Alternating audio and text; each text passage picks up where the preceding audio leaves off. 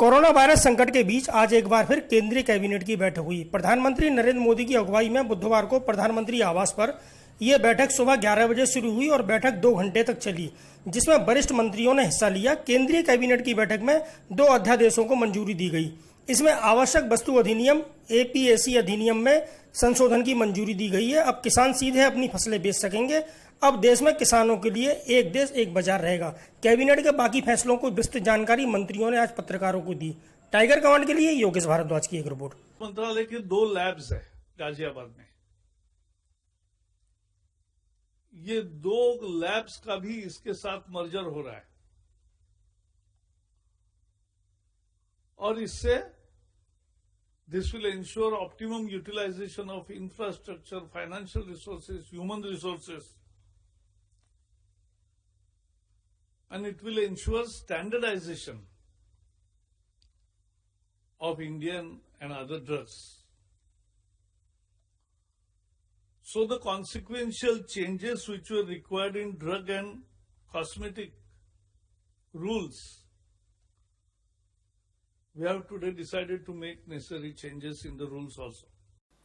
आज आवश्यक वस्तु अधिनियम में संशोधन और किसान उपज व्यापार वाणिज्य संवर्धन और सरलीकरण अध्यादेश और दूसरा हमारा मूल्य आश्वासन कृषि सेवाओं के करार के लिए किसानों का सशक्तिकरण और संरक्षण अध्यादेश, ये तीनों ऐसे महत्वपूर्ण निर्णय हैं कि कृषि के क्षेत्र में मैं ये कहूँ तो अतिशयोक्ति नहीं होना चाहिए कि आज का दिन एक ऐतिहासिक दिन है।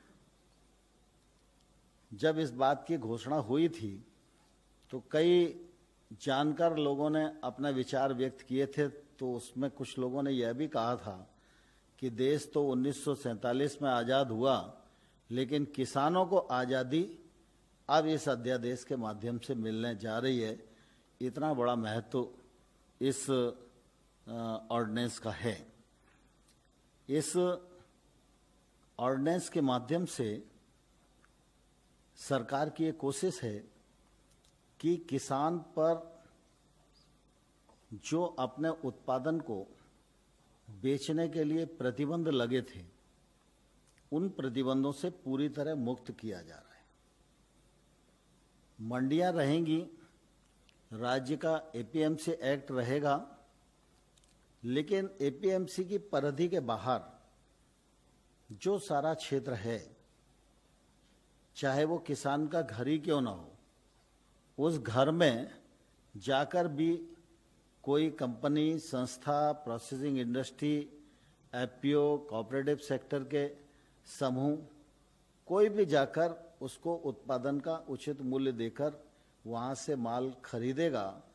मंडी की परिधि के बाहर पूरा ट्रेड एरिया होगा जहाँ पर ट्रेड हो सकती है और इस खरीद और बिक्री पर किसी भी प्रकार का कोई टैक्स किसी सरकार का नहीं होगा, कानूनी बंधन किसी भी प्रकार का नहीं होगा।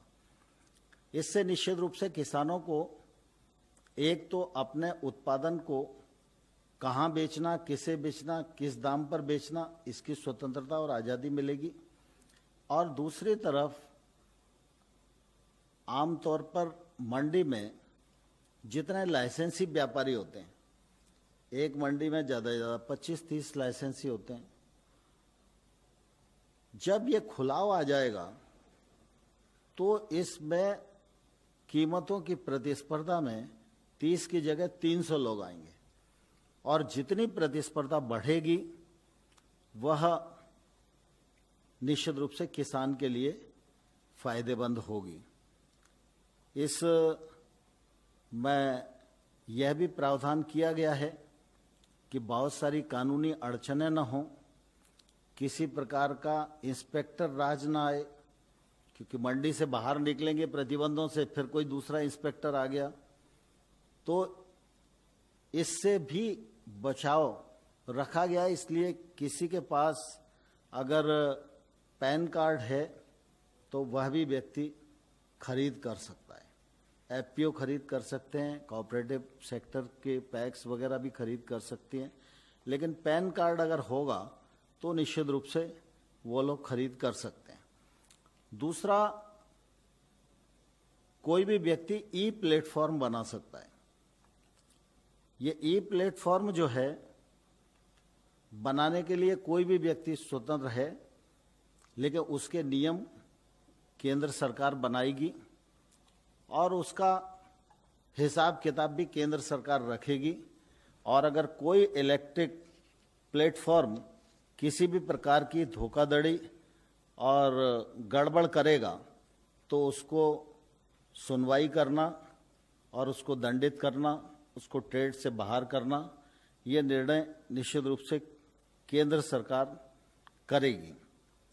कृषि उत्पादों के इस प्रकार के व्यवसाय पर कोई भी शुल्क देय नहीं होगा। यदि ट्रेडर और किसान के बीच में कोई विवाद की स्थिति बनती है, सामान्य तौर पर हम लोगों ने ये प्रावधान किया है कि किसान को हाल के हाल पेमेंट किया जाएगा, लेकिन अगर किसी स्थान पर प्रक्रिया में कोई देर लगने वाली है, जैसे मान लो उसने चेक दिया और आज शुक्रवार का दिन है तो शनिवार और रविवार बैंक बंद रहेगी, तो उसका पेमेंट सोमवार को ही मिलेगा, तो ऐसी परिस्थिति हमने कहा है कि तत्काल अथवा 3 दिन, और 3 दिन में उसको भुगतान करना ही होगा। लेकिन जिस समय उत्पाद की डिलीवरी होगी तो खरीदार व्यक्ति को उसको रसीद देना पड़ेगी कि आपका इस ग्रेड का इतना माल मैंने प्राप्त किया, इसका इतना रुपया बनता है, यह आपको परसों दिया जाएगा। ये रसीद उसको हाल के हाल देना होगी। यदि कोई विवाद की स्थिति बाय द वे बनेगी तो ऐसी स्थिति में हम लोगों ने इसको न्यायालय से बाहर रखा है। पहली जो शिकायत है वो एसडीएम के पास जाएगी। एसडीएम सुलह कराने के लिए कुछ लोगों को नियुक्त करेगा। अगर सुलह नहीं होगी तो एसडीएम सुनवाई करेगा, 30 दिन के भीतर उसे निर्णय करना पड़ेगा। और अगर एसडीएम के निर्णय से संतोष नहीं है तो कलेक्टर के पास अपील हो सकेगी और कलेक्टर उसमें सुनवाई करेगा और निर्णय देगा। इस प्रकार से किसान को निश्चित रूप से इस मामले में पूरी सुरक्षा देने का काम हम लोगों ने किया है। इससे किसानों को कृषि उत्पाद के विक्रय में स्वतंत्रता मिलेगी, लाइसेंस राज्य से किसान मुक्त हो जाएंगे, इलेक्ट्रॉनिक व्यापार के लिए सुविधाजनक ढांचा मिलेगा, विपणन में जो लागत आती है, किसान को ट्रांसपोर्टेशन इधर से उधर करना पड़ता है, उसकी लागत कम होगी तो उसकी आय में वृद्धि होगी।